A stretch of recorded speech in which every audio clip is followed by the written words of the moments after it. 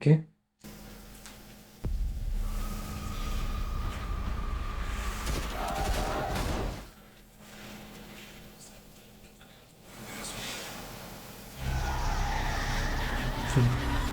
அர்ஜுன் சர்க்கார் இந்த கேஸ் அவங்கிட்ட கொடுக்கறதுல எந்த பிரச்சனையும் இல்லை.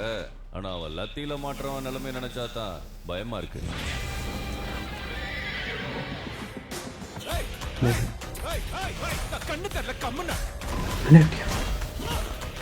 தமிழ் சூப்பர் കേട്ടോ.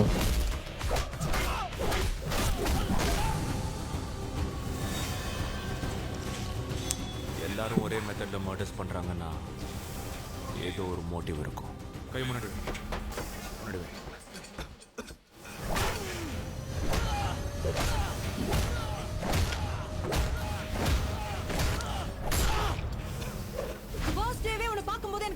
மேட்ச் கட்டு போய்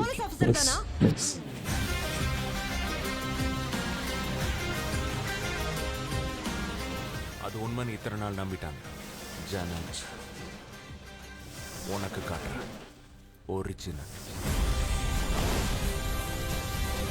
The third case.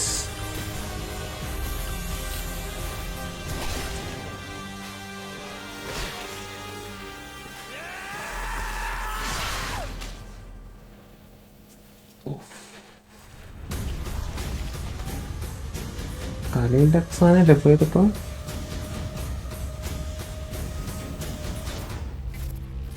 First okay.